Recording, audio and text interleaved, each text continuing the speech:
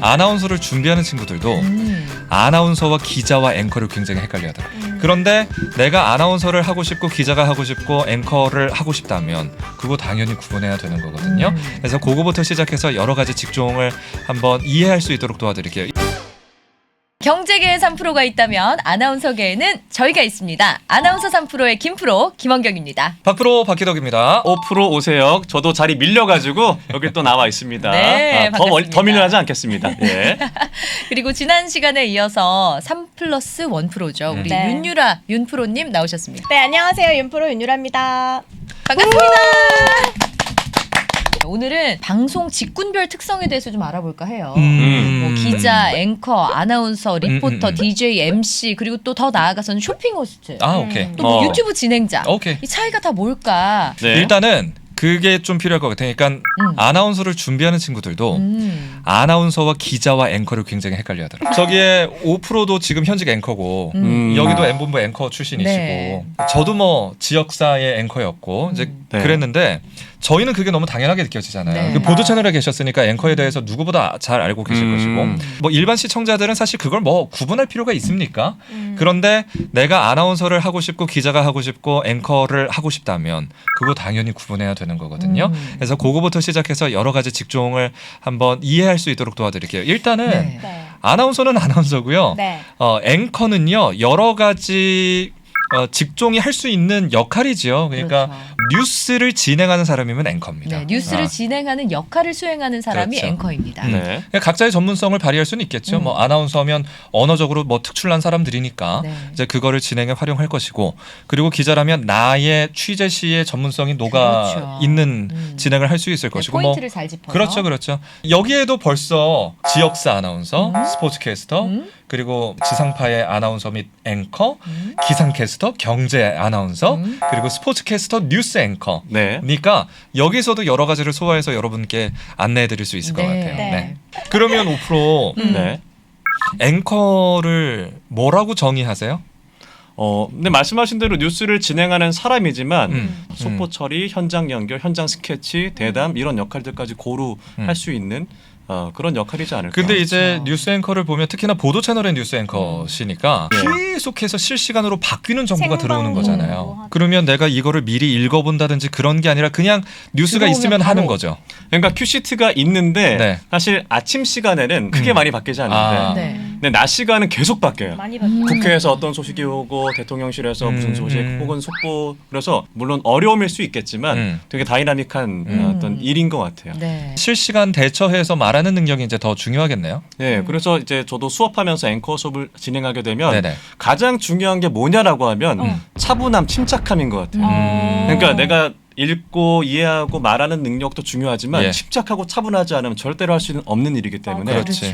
차분하고 침착한 허둥지둥해버리면 다 무너지니까. 그런 그 자세가 있어야만 할 수 있는 일이 아닌가라는 생각이 듭니다. 근데 이제 많은 또 지망생 분들은 이게 참 궁금할 것 같아요. 앵커가 이제 침착해야 된다, 뭐 차분해야 된다 이런 말씀을 네. 하셨는데 정말 누구나 기뻐할 만한 소식, 누구나 막 공분을 살 만한 막 화가 나는 일, 아니면 애도해야 되는 뭐 그런 슬픔을 전하는 슬픈 소식을 전할 때 그때도 그냥 침착하게 로봇처럼 남의 말할 수 일처럼. 없잖아요. 남의 일처럼. 근데 뉴스라는 것은 최대한 자기 어떤 식견이나 주관을 최대한 배제해야 된다고는 생각을 해요. 왜냐하면은 내 생각을 주입하는 건 아니잖아요. 정보 전달의 측면이기 때문에. 네. 그러나 이제 뉴스를 시청하는 시청층이 너무나 다양하기 때문에 그들의 대다수의 공감을 살 수 있을 만한, 예를 들어서 월드컵에서 우리 팀이 첫 승을 거뒀다. 너무나 신나는 일이잖아요. 그렇죠. 아니면 정말 대단한 분이 뭐 돌아가셨다는 어떤 소식이라던가 그럴 때는 약간의 차이로 좀 밝게 좀 어둡게 날 수 있으나 그러니까 사람이기 우리가 때문에. 뉴스 앵커는 감정을 최대한 배제한다 얘기를 하죠. 네. 왜냐하면 객관적 정보를 전달해야 되기 때문에. 그리고 문장 자체도 감정이 그렇게 드러날 만한 문장 표현이 없어요. 맞아요. 그렇기 때문에 이제 그냥 하는데 누가 보더라도 이건 상식적으로 기쁜 소식이다. 네. 우리나라가 월드컵 4강 올라갔어. 그럼 당연히 대한민국의 월드컵 4강에 올라갔습니다 하는 거지. 대한민국이 월드컵 4강에 올라갔습니다. 이렇게 하지 않거든. 뭐 슬픈 소식이 있어도 마찬가지고. 네, 자 그럼 우리 또 박기덕 원장님은 네네. 스포츠 캐스터로서 어려움? 있을 것 스포츠 캐스터 사실 저는 없었어요. 왜냐면 나 잘해서요. 약간 이런 건가요? 넌 어려움이 없었어요. 이런 건가요? 있었어. 네. 있었어요. 뭐냐면 나는 너무 말이 많은 타입이니까 내 선배가 편집실 되게 좁거든요. 딱 2명 이렇게 앉을 수 있어요. 네네. 자기가 문 앞에 앉으시고 나를 안에 가둬 놓으신 다음에 네. 내 테이프를 꽂아놓고 네. 편집실에서 플레이 스탑을 1초 단위로 누르면서 너 이거 왜 이 얘기 왜 했어? 이 얘기 왜 했어? 오. 이 얘기 왜 했어? 이거를 하신 거야. 나랑 와. 10년 차이 나는 선배가 이제 갓 감사하네요. 들어온 애가 막 꾸미고 있으니 음. 선배가 보기에는 좋지 않았겠지. 그리고 저는 기덕쌤한테 배운 것. 뭐예요? 중계는 라디오 중계가 기본이어야 한다예요. 아 그래. 네. 그래서 내가 보는 중계도 있지만 듣는 중계도 있잖아요. 네. 그러니까 들어도 그려질 수 있게끔 상상되게. 직관적으로 얘기해야 된다라는 것을 배웠습니다, 선생님. 아 훌륭합니다. 감사합니다. 그래서 이제 이 여러 가지의 역할들이 있어요. 경제 전문 아나운서 얘기한다면서요? 경제 전문 그래요. 아나운서도 왜 나 빼먹어? 그러니까 아니, 자기 그래요. 말만 한다니까. 시황을 네. 이야기를 해주는 거죠. 그러면서 뭐 전문가 모셔놓고 역시 대담. 그게 진짜 중요하거든요. 그러니까 스포츠 중계 기상 캐스터 그리고 시황 캐스터도 네. 사실 대동소이한 것 같아요. 네, 그러니까 네. 현재 똑같아. 벌어지고 있는 어떤 변화를 실시간으로 실시간으로 내가 계속 그 호흡을 따라가면서 얘기해주고 그렇죠. 분석해주고 하는 거. 그래서 일반 아나운서 같은 경우는 아나운서 학원에서 그냥 일반 과정을 네네네. 수료해서 합격이 되면은 방송에 투입이 되는데 무리 없이 할 수 있지만 스포츠 캐스터라든가 기상 캐스터라든가 경제 뭐 시황 캐스터 혹은 경제방송 아나운서 같은 경우는 그 뒤에 또 전문 지식이 필요로 맞아요. 하기 교육이 때문에 필요해요. 또 다른 교육이 또 필요해요. 맞아요, 맞아요. 근데 이거를 학원에서 여러분이 배우실 때는 이 사람이 전문성을 가지고 있는 선생님인지는 보셔야 돼요. 네, 맞아요. 맞아요. 그렇게 진짜 가르쳐 줄 수 중요한 있는 것 선생님이 같아요. 있는지. 그렇지. 네. 그냥 뭐 난 이것도 해보고 저것도 해봤어가 아니라 정말 그거에 전문성이 있는 사람인가. 네. 그거 한번 따져보시는 건 필요할 것 같아요. 네. 네. 학생 입장에서는 아니 그러면 아나운서가 사실 DJ도 하고 MC도 하고 뉴스 앵커도 하고 리포팅도 하고. 여러 가지 역할을 하는데 네. 다른 직종과 좀 같이 준비를 할 수 있는 건가? 왜냐면 아나운서만 준비하기는 너무 가능성이 좀 맞아요. 현저히 낮으니까 그런 얘기도 우리가 한번 해보면 좋겠어요. 네. 저 같은 경우에는 이제 공중파 아나운서로 시작을 해서 그다음에 이제 M본부에 보도국 앵커로 일을 하다가 그다음에 합격한 회사가 어딘지 아세요? 홈쇼핑. 네, GS 홈쇼핑입니다. 이제 M본부에서 제가 퇴사를 하고 나서 아이를 키우다가 이제 저희 은사님께 찾아가서 선생님 나 뭔가 하고 싶은데 뭘 하면 좋을까요? 다시 시험을 볼까요? 이랬더니 선생님께서 원경아 너는 주부이기도 하고 애기 엄마이기도 하고 또 방송을 오래 했잖아. 가서 쇼핑 호스트 시험이나 한번 봐봐. 했는데 그래서 됐어. 어디든 뜨면 가서 본다. 제일 먼저 뜨는지 봤더니 GS 홈쇼핑인 거예요. 그래서 그래서 가서 시험을 봤어요. GS 시험. 네, 됐어. 그래서 화장실 세제를 팔아보라고 그거 아직도 주시더라고요. 기억하고 있네. 나 기억하고 있지. 그래서 딱 받았는데 어떻게 했어요? 네, 우리 주부님들 주말에 남편이 바로 소파에 나와. 등 붙이고 누워 있는 거 보면 그렇게 얄미울 수가 없습니다.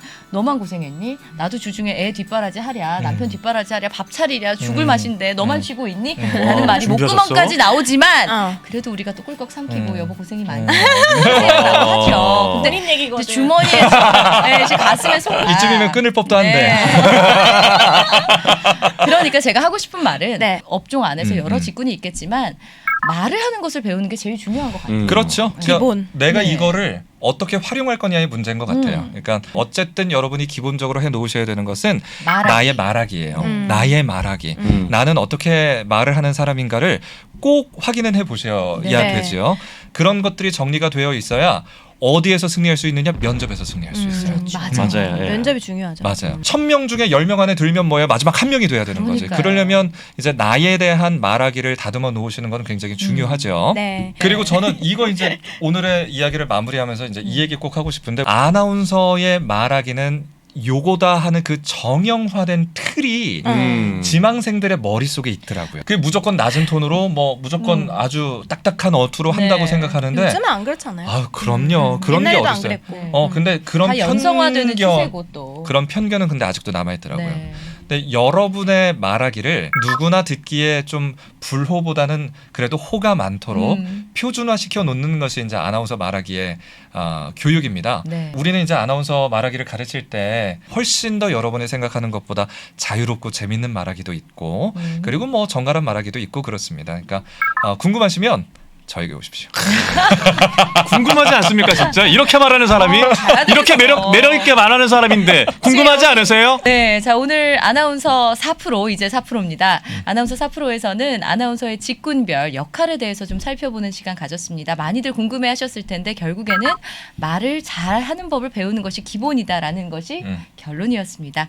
네, 저희는 다음 이 시간에 또 무슨 얘기 나눠볼까요? 다음 시간에는 아나운서 준비 도대체 어디까지 해야 되는 네, 것인가? 아나운서 준비의 끝은 어디인가? 네. A to G에서 Z까지. 그렇죠. 네, 한번 얘기 나눠보도록 하겠습니다.